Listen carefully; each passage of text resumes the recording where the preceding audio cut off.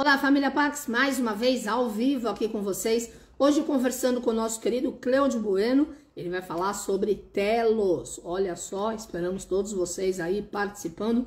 O Bueno é discípulo da Fraternidade Branca Universal, trabalha com xamanismo crístico lá na Pax. Ele é arquiteto, cientista político e também sociólogo. E nesse momento de transformação planetária, nós estamos todos nos preparando para a nossa peregrinação a Mount Shasta, agora em agosto de 2023. E hoje o Bueno vai estar falando sobre telos. Fiquem ligados aí para que nós possamos aprender. Agora, esse final de semana a Pax está aberta.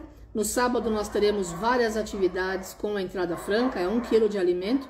Você chega às 11 da manhã e fica até às 5 da tarde, se quiser, com várias celebrações, tá bom? Então vamos aguardar aí o nosso querido Cleudio Bueno entrar para que a gente possa aprender bastante sobre telos. Hey teacher, Maria, encontros de Maria, querida, beijo grande. E aí, a cachorrada vai participar, God? Eu acho que eu vou desligar e começar de novo, né, ou não? Com trilha sonora dos cachorros. Buenicho, cadê você? 5 horas, 3 minutos. Oi, José Márcio. Oi a todos vocês aí, Angélica, a vocês que têm nos acompanhado. Maria Lúcia Loureiro, desde as primeiras orações aqui em casa, 41 anos atrás, hein? Olha que delícia, né? E continuamos juntos, né? Veneza e todo mundo aí. Vamos nas energias da Mônica Girassol. Hello, querida. A Mônica é uma das tradutoras do Joseph Hauser, que vai estar fazendo uma vivência agora no final de semana no Zoom. A Gisela, minha prima, hello Gigi, tudo bom? Vamos estar aí todos juntos nessas irradiações. Vamos dar boas-vindas ao querido Cleudio Bueno. Vamos, anjinhos da Technology, please. Acho que agora deu certo. Vamos ver, vamos aguardar que vai funcionar, né? Muito bom. Tudo bem? Tudo, e você? Também, Tudo bem? Tudo em ordem? Graças a Deus. Quando a internet funciona, excelente. Com essa ventania, né? Esse tal de ciclone tropical aí que passou durante a noite, a coisa foi meio grave. Eu né? acordei às 3 da manhã, tô no gás até desde as 3, né? Porque ventou bastante aqui também. E vamos lá, né? Mas vamos lá, né? A gente tem que tocar, respeitar a natureza, né?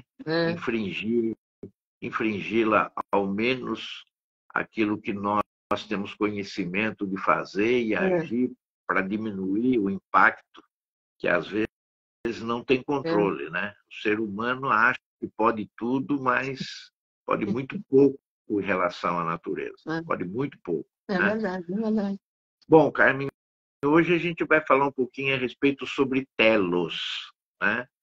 Nós estamos praticamente aí quase que já fazendo, né? Fazendo a nossa peregrinação e nós vamos estreitando mais as energias dessa montanha para que nós, quando estivermos lá, estivermos na busca de tudo aquilo que a gente vai buscar para a nossa vida, para aquelas pessoas que estão à nossa volta e principalmente pelo planeta, né? Sim, bom, claro. Vamos começar então fazendo a oração para o Arcanjo Miguel, pedindo a proteção dele para todos nós, aquelas pessoas a que nós amamos, a nossa família, os nossos amigos, os nossos colegas de trabalho, né? E todas aquelas pessoas que nos envolvem, que faz parte da nossa vida. Então eu vou pedir que aqueles que estiverem já conosco aqui, fechem os seus olhos, sintonizem-se com seus corações e vamos fazer então a oração para o Arcanjo Miguel. Arcanjo Miguel, que trabalhas para o resplendor da vontade divina e da verdade, que a vossa proteção permaneça conosco sempre por toda a nossa existência e na eternidade do nosso espírito. Nós o recebemos como um privilégio, sempre respeitando os vossos desígnios. Permiti que nós caminhemos sempre com dignidade e respeito aos nossos irmãos. E afastai de nós as ideias perversas e más ao nosso redor e as influências sombrias.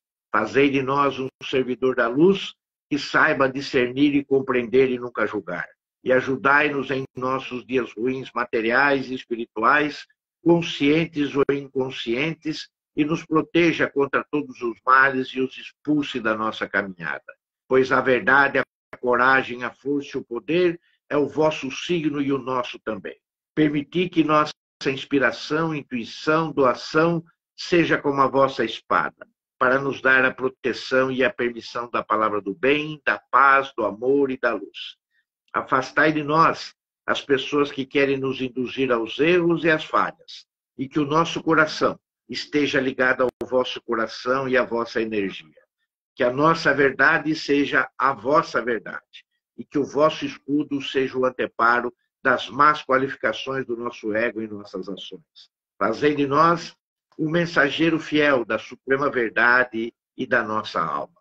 Arcanjo Miguel, protetor da humanidade, dos reinos, da nossa Mãe Terra e de todos nós. Que essa oração possa ser cumprida e ser manifestada, aqui e agora e por toda a eternidade. Amém. Muito bem, Carmen. Então vamos falar um pouquinho agora a respeito de telos. O que é telos? Às vezes algumas perguntas nos trazem determinadas surpresas. Telos, na verdade, e através das profundezas lá da montanha de Monte Shasta, que fica praticamente no norte, mais ou menos noroeste, mais ou menos da Califórnia, do estado da Califórnia, tem uma cidade subterrânea. Essa cidade subterrânea, ela é multidimensional e ela é chamada de Telos. Puxa vida, mano, mas ela existe mesmo? Existe. E como nós podemos saber que ela existe? Bom, nós podemos saber através de todas as interferências e mostragem de livros, além de todos os seres que geralmente se apresentam de tempos em tempos à cidade de Monte Shasta e principalmente pelas dispensações dos mestres ascensos. Lá, na verdade, em Telos, são os remanescentes do povo da Lemúria. E lá se encontram profetas éticos e divinos que há mais de 14 mil anos desenvolveram uma civilização extremamente evoluída espiritualmente naquele monte submersa que está e que mantém um contato um pouco mais estreito com vários túneis que tem abaixo daquela montanha, com outras civilizações também, que são civilizações subterrâneas. A Era da Lemúria, na verdade, ocorreu aproximadamente há 4 milhões e 500 mil anos antes de Cristo. Veja bem. E ela teve o seu desaparecimento aproximadamente há 12 mil anos atrás. Esse afundamento do continente da Lemúria e depois do continente de Atlante, então, são os dois primeiros continentes aonde grande parte, inclusive dos que estão agora aqui no planeta, tiveram uma vida remanescente lá atrás. As terras que são pertencentes à Lemúria, esse continente, tão importante que foi nos dias passados, ele fica entre o o Oceano Pacífico, mas pega vários continentes. Pega um pouco do continente asiático, pega um pouco do continente africano, pega um pouco do continente da Oceania, aonde está a Austrália e as suas ilhas, pega um pouco do continente sul-americano e pega um pouco do continente norte-americano. Como que funciona isso? A gente tem contato que vários esqueletos daqueles animais que são os lêmures foram encontrados na Índia, lugar que praticamente só existe em Madagascar, que faz parte do continente africano. E ali também aparecem outros vestígios em ilhas da Oceania, propriamente mais específico na Austrália, na ilha de Páscoa, que pertence ao continente sul-americano, mais do Chile, e depois ao Havaí, que também faz parte do continente americano. E Monte Shasta e a própria Califórnia também são pequenos territórios que faziam parte da antiga Lemúria. Então, vejam bem que a extensão da Lemúria é muito grande, né? Ali perto da Austrália, nós estamos pegando a Nova Zelândia, as Ilhas Fuji também, no Japão, né? A Austrália, como eu disse, ali Madagascar, né? Ali a ilha onde os lêmures, veja, o próprio nome dos animais, né?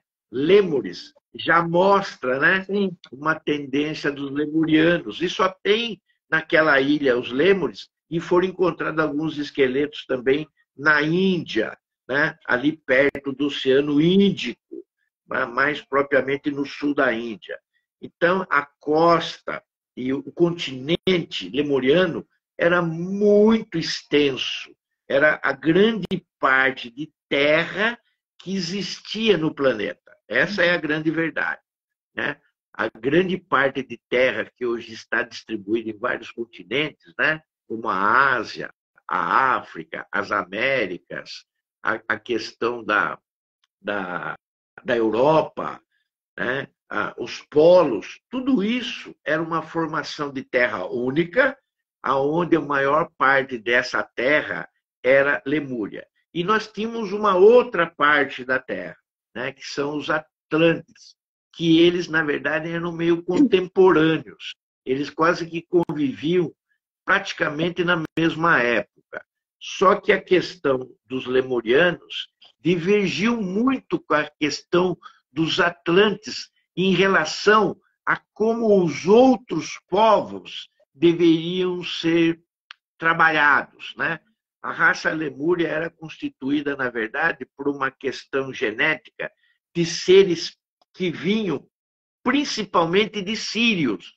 Eles são oriundos de sírios, né? Alfa Centauri, e um número bem menor de outros planetas. Era uma configuração onde se recebia já naquela época vários seres de outros planetas. E foi, na verdade, um número bastante pequeno aonde impressionantes seres é que dirigiam a Lemúria em relação à sua massa populacional que na época existia. Realmente, a Lemúria era um berço de civilização nesse planeta, que era considerada a pátria do planeta Terra, que ajudou tanto no nascimento de muitas outras raças existentes que vieram posteriormente, como também a raça Atlântida, que surgiu no momento posterior, mas que conviveram também numa determinada época. Se nessa época, onde Lemúria e Atlântida conviviam juntos e eram habitados por milhões de pessoas, ali se prosperou um estado de magia, de grande poder de criação, para que mostrassem às pessoas que ali estavam que nós éramos co-criadores daquele Criador que tinha nos criado para esse momento de glória aqui no planeta Terra. Mas, como todo resultado entre conflitos e ocorrência entre dois grandes continentes na época, Lemúria e Atlântida, sempre as coisas não vão bem. E foi através de guerras e conflitos que começou-se uma devastação muito grande em relação àquilo que vinha acontecendo. Ali naquele momento onde os dois continentes tinham uma supremacia entre os seus povos civilizatórios daquele momento que o planeta estava vivendo. Ali começou-se uma separação entre ideologias. As ideologias são levadas por pensamentos diferentes em relação àquilo que deveria ser feito e administrado para todo o planeta Terra.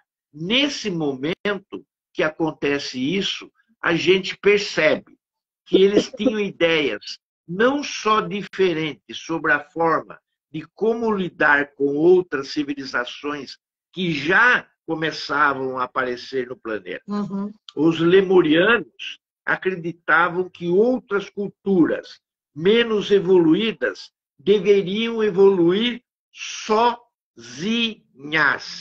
Esse era o pensamento lemuriano, que todas as outras civilizações que estavam sendo criadas e aparecendo no nosso planeta deveriam ter o seu tempo, o seu próprio ritmo, de acordo com os seus próprios entendimentos através da sua evolução. Os atlantes pensavam diferente e acreditavam que todas as culturas menos evoluídas deveriam ser monitoradas pelas duas civilizações principais. Aí teve, então, um choque, e isso causou conflitos, causou guerras, e automaticamente entre os dois começaram a se degladiar e a se definhar através de uma postura que acabaram com os dois continentes, sem haver vencidos ou vitoriosos. Isso mostra bem a tendência do que é uma guerra entre povos, entre nações, ou quer que seja até mesmo entre famílias ou reinos. Nunca se leva absolutamente nada, porque mesmo aqueles que se dizem vitoriosos também têm perdas. Então, nunca existe perdedores ou vitoriosos no conflito.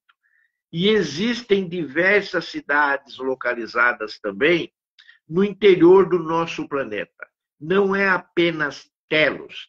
Telos é uma cidade sagrada, é uma cidade intraterrena que desenvolve todo um trabalho por ser uma centelha divina da Lemúria. Mas existem certamente outras cidades intraterrestres no nosso querido e amado planeta Terra. Telos, então, se torna um quartel-general. Esse quartel-general é uma cidade principal da ascensão para o nosso planeta. O foco de Monte Shasta reverencia a todos os mestres ascensos que passam por lá e que recebem as suas energias para que tenha uma iluminação segura através de Shambhala, através da grande fraternidade branca e através de toda a humanidade. Então, Telos é o quartel-general praticamente de todo o mundo ascensional da humanidade. A descrição mais famosa de essas raças antigas é encontrada nos apontamentos, né? Nos diários de um determinado almirante, que é Richard Byrd. Nós todos já ouvimos falar de Richard Byrd. Ele é aquele comandante, né, aeronáutico que fez a primeira travessia através de todo o Atlântico, através do avião, e que depois foi até o Polo Sul e depois foi até o Polo Norte, aonde ele encontra aquela abertura magistral no Polo e entra com seu avião no Polo justamente para mostrar, através de vários outros livros que se têm espalhado entre nós todos, que a Terra é oca. Mas nessa Terra oca, através dos livros e da expedição secreta que ele fez até o Polo Norte, foi ali levado. Essa que é a verdade. Aqueles que leram os livros do comandante Richard Byrd sabem que ele foi praticamente levado para que ele tivesse a consciência das habitações subterrâneas de seres avançados, com tecnologias que ainda nós não conhecemos, com características totalmente diferenciadas das humanas. E ali, o Richard Byrd, ele é mostrado através dessas civilizações que essas tecnologias avançadas das sociedades subterrâneas também reuniu um líder, um grande líder que teria dito a ele: nós, abre aspas, nós o trouxemos aqui porque você, almirante, tem de caráter nobre e é bem conhecido no mundo da superfície. Você está no domínio de Ariane, o mundo interior da Terra. Então, o mundo interior da Terra também é uma civilização, também é um continente, vamos chamar assim. E ele é chamado de Ariane, e que dizem que foram todos ali convocados para o interesse, justamente após mostrar para ele o que poderia vir ser a superfície se continuassem as guerras que nós vínhamos fazendo, principalmente a Segunda Guerra Mundial, depois das explosões das bombas atômicas em Hiroshima e Nagasaki, lá no Japão. Eles queriam mostrar ao almirante e comandante Richard Byrd que o que poderia vir através daquelas guerras, que eles estavam dentro da Terra em função do conflito que havia surgido na superfície entre as duas grandes potências, que foi Atlântida e Lemúria. Então, queriam que ele tivesse, vamos dizer assim, essa consciência e que trouxesse à luz tudo aquilo que eles estariam mostrando para ele, para que ele trouxesse para a superfície e nos mostrasse o risco que nós estávamos correndo. E foi nesse momento alarmante que eles começaram, então, e às vezes a gente pensa que muitas coisas vêm do nosso espaço, mas muita coisa também está dentro da nossa Terra. Sim. Foi aí que, então, eles começaram a enviar naves do subterrâneo para a superfície, para nos estar fiscalizando através das nossas ações. E esse mundo da superfície começa a receber uma investigação mais profunda da nossa raça, para que nós tomássemos mais cuidado. E eles pudessem interferir diretamente naquelas coisas que para eles são considerados bárbaros, como sendo esses conflitos atômicos, porque isso traria um prejuízo não só à superfície, mas também aos intraterrestres. E esses emissários que eles, cada vez que tinham acesso, ou traziam para que tinham esse acesso de novas tecnologias e mostrasse esse novo mundo a cada um, ouvissem as suas histórias e repassassem para nós, na superfície, tudo aquilo que estava sendo feito intraterrestremente, para que fossem testemunhas do mundo que existe e que nos mostrasse que a nossa cultura e a nossa ciência estão ainda milhares, mas milhares de anos aquém da raça, vamos chamar, lemuriana de Telos. Principalmente para que o almirante descrevesse isso em seus diários. Muitas coisas que estão no diário do almirante Richard Byrd desapareceram. Esses desapareceram, todos nós sabemos como isso se dá, né? Através dos escritos de Albert Einstein, de Telas. Então, a gente sabe como essas coisas acabam desaparecendo do nada, né? Mas muitos livros ainda foram escritos através do próprio testemunho que ele deu amigos ou de rodas de amizade, onde ele estava e fazia parte. Então, muitos livros ainda foram escritos a respeito disso, e hoje nós temos esse conhecimento.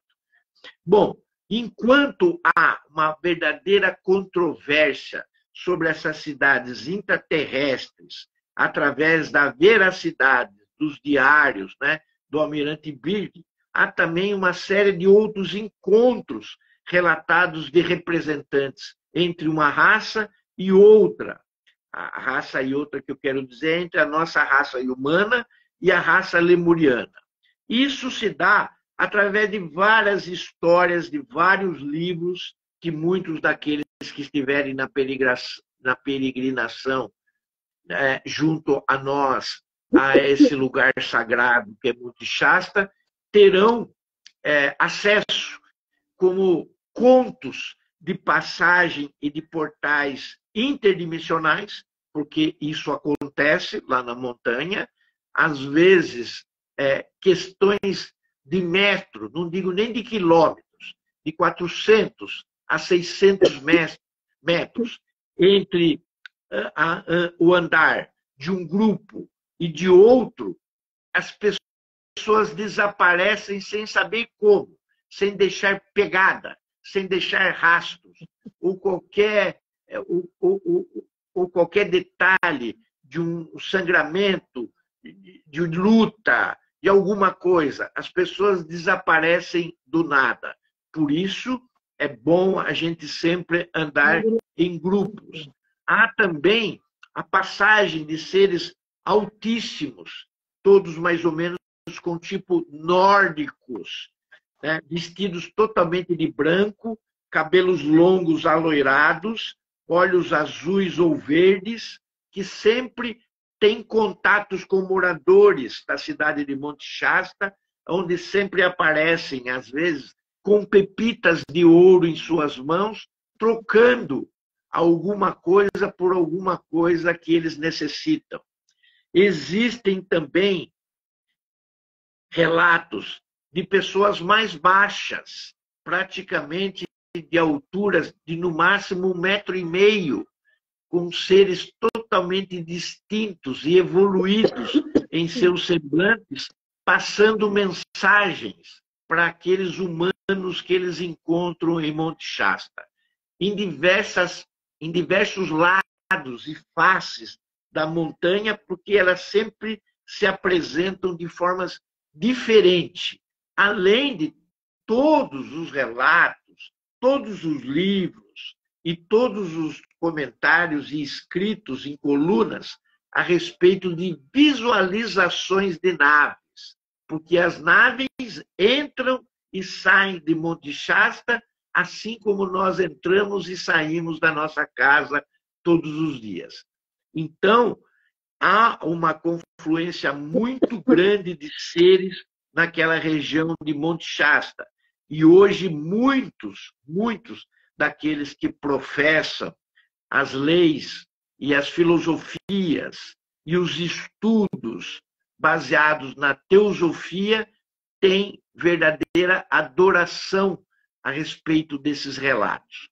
Uma grande cidade subterrânea que é Telos, e que todos dizem estar localizado abaixo de Monte Shasta, lá na Califórnia, ela foi descrita várias vezes por todas essas pessoas que eu acabei de dizer que fizeram livros, colunas, relatos, mas de uma forma não inteligível como nós fazemos verbalmente.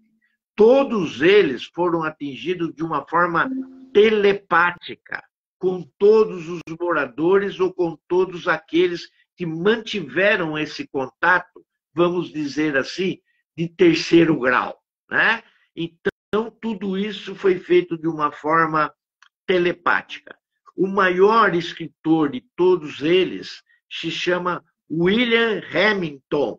William Hamilton, que afirma ter encontrado um representante de Telos e que ele, através dos relatos, descreveram toda a tecnologia avançada, toda a estrutura de Telos, bem como a sua conexão com a antiga civilização lemuriana.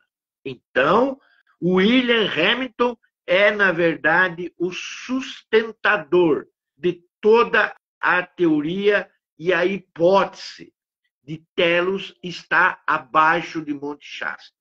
E ele começa, então, eu estou sem ele aqui, deixei ali, através de praticamente 3 volumes, né, que conta a história de toda a civilização, de todas as dispensações e como a cidade de Telos está estruturada. Eu estou praticamente só com o volume 3 aqui em mãos, porque o volume 1 e 2, a Daisy, a minha filha que você conhece, pegou os 2 volumes, já que ela sabia que eu ia falar sobre Telos numa determinada oportunidade. Como ela está no litoral, levou para poder lê-los lá e acabou me deixando só o 3º volume, que são, na verdade, todas as dispensações, todas as mensagens e todas as canalizações de lá. Hamilton, então, ele descreve que o telosiano, o povo telosiano, ele chama de povo telosiano, né? E através de toda a sua família, ela é constituída, né, de princípios hierárquicos, né? E ali, nesses princípios hierárquicos que ali são constados, ele chama que a mãe dos telosianos, que é Hanamu, e seu pai, que é Ramu, e na verdade, através dessa pessoa que estava telepaticamente conversando com ele, tinha o nome de Bonnier, né? Vamos chamar aqui de Bonnie, é Bonnier. E ele tinha uma irmã também, que se chamava Judy.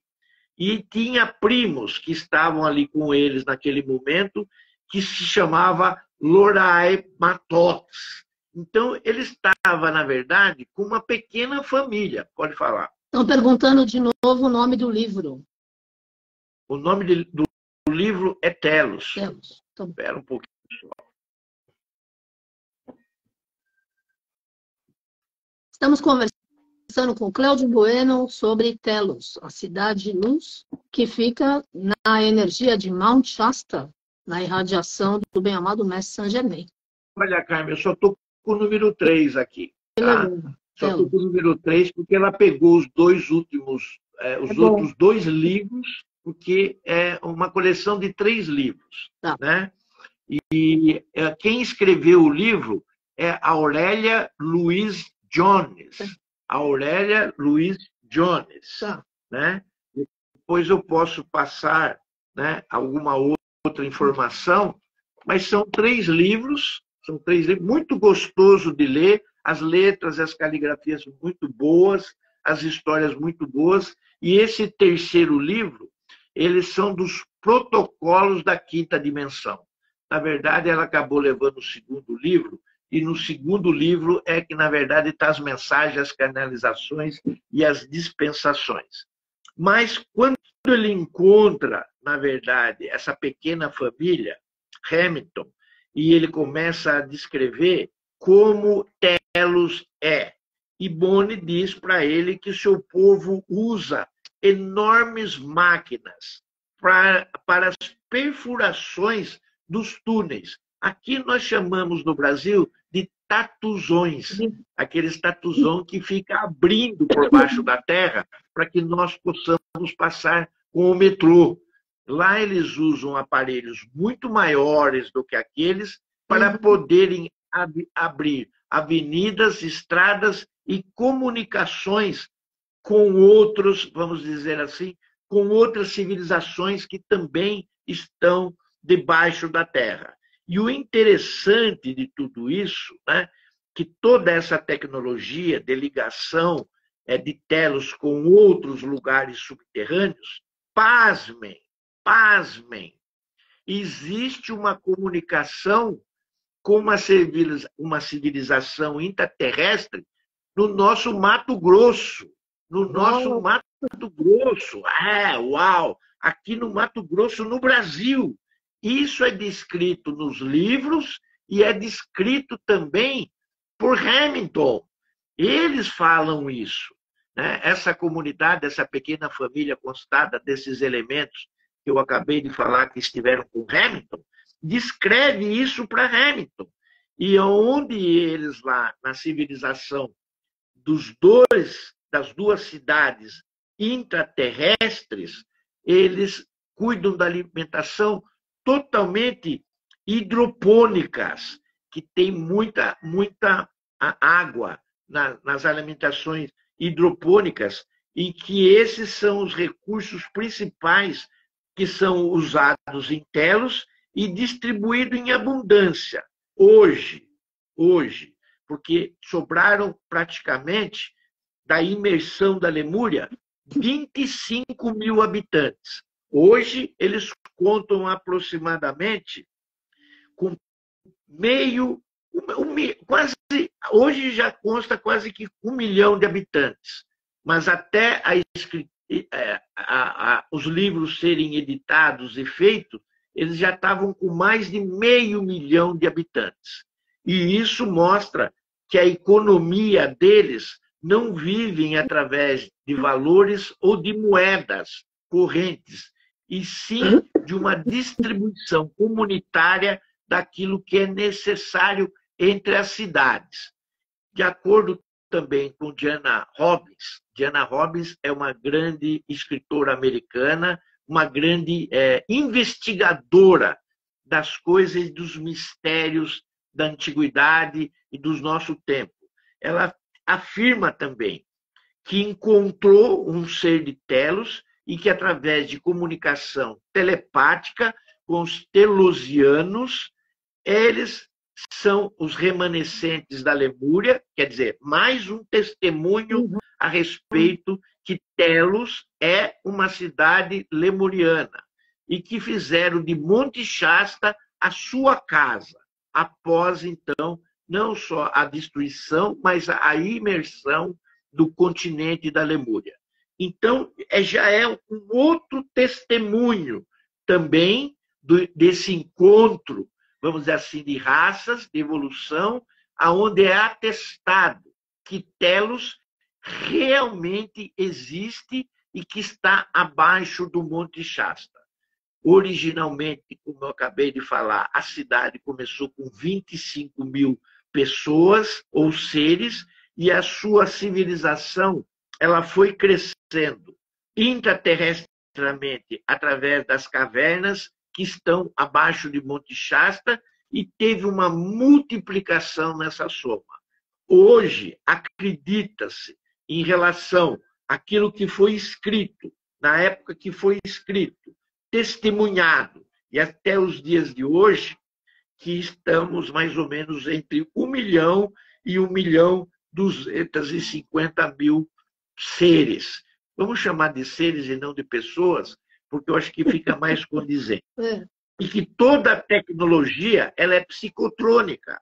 Toda a tecnologia utilizada ela é e vem através de cristais e as habilidades mentais que os seres têm como uma coisa altamente desenvolvida, a fim de manter a sociedade, que é extremamente avançada, interligada com outros extraterrestres e de um grande número de estas estelares. Quer dizer que a convivência deles não é apenas intraterrestre, é intraestelar também. Eles têm esse contato das estrelas através das suas naves e através dos transportes dos telosianos de um lugar para o outro no espaço, não só intraterrestremente. Então, a gente vê que são seres que não são, né, pré-históricos, muito pelo contrário, são seres históricos do nosso planeta. Os telosianos e outras civilizações que também estão sobre a Terra, eles não têm, vamos dizer assim, qualquer animosidade. Eles têm acordos bélicos entre eles, do qual nenhum deles pode usar qualquer tipo de armamento contra qualquer ser, tanto aqueles que estão embaixo da terra, quanto que aqueles que estão acima da Terra, que somos nós que estamos na superfície. Mas que nós, que estamos na superfície, estamos enrolados, vamos dizer assim. Estamos mantendo contato com aliens hostis. E essa é a maior preocupação dos telosianos. Nós estamos aqui na superfície mantendo contato com aliens hostis.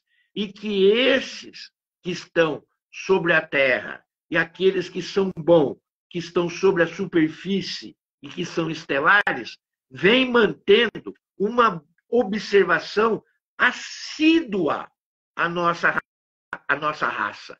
Eles vêm praticamente com uma observação instantânea sobre o que nós estamos fazendo aqui e sobre o nosso crescimento e desenvolvimento evolutivo, principalmente da consciência humana. Aquilo que nós tanto trabalhamos nos grupos e das pessoas que fazem parte da Pax, que é a consciência humana. E eles estão numa vigilância constante sobre nós.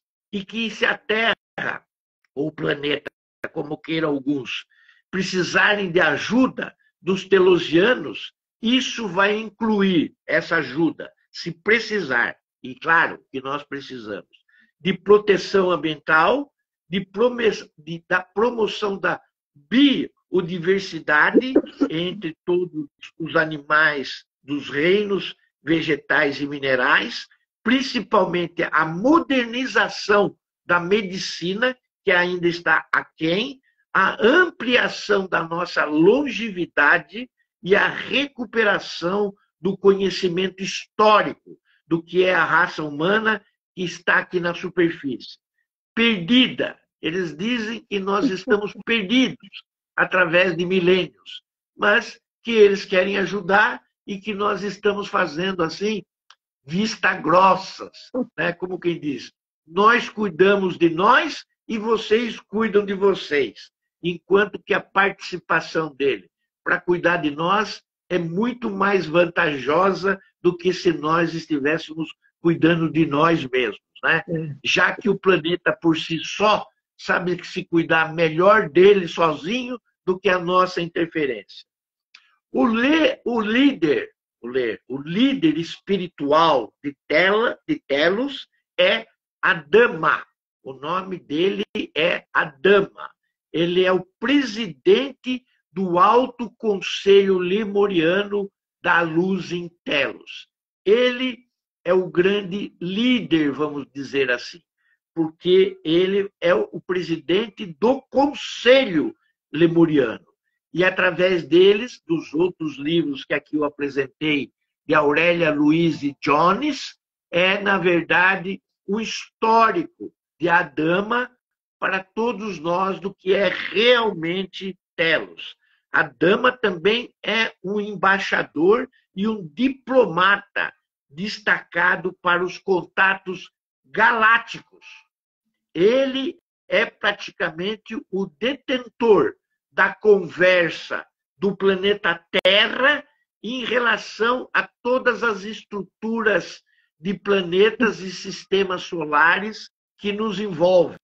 Na verdade, Telos, então, como um quartel-general, e tendo Adama como sendo esse diplomata que responde pelo planeta Terra, aqui está configurado a nossa maior o maior representante do planeta Terra, que ainda esteve aqui na época da Lemúria e está aqui nesse momento, e que representa e dá a última palavra em relação à Terra. Veja a importância que tem a Dama junto nós, que eu posso me considerar como irmão e você como uma irmã agora desse planeta, em relação a todas as outras estrelas que estão acima da superfície, bem como é o representante da humanidade, dentro do interior e da superfície do nosso globo. Ele é o representante máximo que nós temos aqui no planeta Terra. Adama, com a sua assistência e a sua equipe lemuriana e galáctica, a qual ele pertence e representa, é o diretor responsável por toda a criação e a manutenção de uma rede cristalina que muito nos é importante e que está em volta também do planeta Terra. Ele é o representante magnético junto a Cryon. Bom, não preciso dizer para vocês que Adama é o cara, né? Vocês estão vendo que ele trabalha com um grande número e variados seres galácticos, sim, interplanetários, e que são importantes para o projeto chamado Planeta Terra, e que um dia se chamou Urântia. Então, nós temos que levar em consideração que Adama é o cara, né? E em Telos existem duas formas de governo. O rei e a rainha, que eu já disse anteriormente, que era Ra e Ranamu, os mestres ascensos, que fazem partes desse grande reino, que também são, entre eles, almas gêmeas, todos aqueles que convivem lá e que têm um estreito relacionamento, são almas gêmeas de um ou de outro, e também formam um governo de Telos, aqueles que são chamados de supremos de Telos. E quem são, na verdade, os supremos de Telos? Os supremos de Telos é formado justamente pelo conselho local, que é chamado de Conselho Lemuriano da Luz de Telos, que é composto por 12 membros ascensos. Lá, praticamente, todos os seres são ascensionados. Então, esses 12 seres são distribuídos da seguinte maneira: 6 homens e 6 mulheres, para que tenha um equilíbrio entre o divino masculino e o divino feminino. E um 13º membro, que seria o sumo sacerdote de Telos, que nesse momento, e por todos os momentos assim tem sido, é Adama. Quando há qualquer momento de impasse entre votos do Conselho telosiano, é Adama que, como presidente do Conselho, toma a decisão final daquilo que será feito diante da votação, se houver, então, um desequilíbrio entre os 12 membros. Bom, já que nós falamos um pouco mais a respeito de Telos, nós temos que levar em consideração também que Telos é uma cidade com grande proximidade com todos os habitantes e todos os setores dos governos local. Quando eu falo do governo local, é onde ele está estabelecido, ou seja, Monte Shasta. E, ao mesmo tempo, todo aquele desenvolvimento de governantes daquela localidade é distribuído por todas as regiões, principalmente da Califórnia, e daí se situando por túneis a todas as outras cidades e complexos que a cidade possa ter em todos os níveis. Por que eu estou dizendo em todos os níveis? Porque a cidade de Telos tem 5 níveis. A cidade de Telos tem 5 níveis e que abrange, na verdade, vários quilômetros quadrados que estão abaixo da montanha. Quando eu falo abaixo da montanha, é abaixo da montanha mesmo. Não é que quando a montanha termina, logo começa. Não, ela está a vários quilômetros abaixo da montanha. No primeiro nível, a grande porcentagem da população vive da cúpula desse nível, aonde estão os edifícios administrativos e os edifícios públicos, mais os templos, que é onde todos reverenciam a filosofia de vida e reverenciam ao Criador de tudo e de todas as coisas. Ali, inclusive, está o primeiro e o maior templo principal de Telos, que é dedicada ao sacerdócio de Melquisedeque, ao sacerdócio de Melquisedeque, chamado de Templo de Mara, uma estrutura de uma forma de pirâmide capaz de abrigar aproximadamente, eu acredito, umas 25 mil pessoas, que é a população originária de Telos, né? Aquele povo que viveu e que se consagrou quando a Lemúria submergiu, né? Então, eu acredito que tem ali comportado praticamente toda a população que ficou na existência. A pirâmide, esse templo, né, é uma pirâmide branca, feito de uma rocha denominada de pedra viva, e que foi doado, essa pedra onde foi feita a pirâmide branca, foi doado pelos seres de Vênus, né, através de Sanat Kumara. O segundo nível é um lugar onde toda a produção e fabricação dos produtos básicos para a população da cidade tem lugar. E também é a área de várias escolas para as crianças e, pasmem, para adultos. Adultos continuam sempre aprendendo, não só as crianças. Adultos nunca param de aprender, onde muitos dos habitantes de Telos têm as suas moradas também, as suas residências, as suas casas, nesse segundo nível. O terceiro nível, ele é totalmente consagrado a jardins. Jardins hidropônicos, onde toda a oferta de alimentação é cultivada em cerca de 7 hectares de terra, produzindo uma dieta que é muito interessante e divertida, segundo eles, e que oferece uma variedade de alimentos. Os métodos dessas jardinagens são tão eficazes que nesses 7 hectares de terra é tudo o que eles precisam para crescer e se desenvolverem abundantemente, com uma variedade muito grande de alimentos para que todos os seus habitantes tenham os seus corpos, vamos chamá-los de físicos, bastante saudáveis para que nunca envelheçam,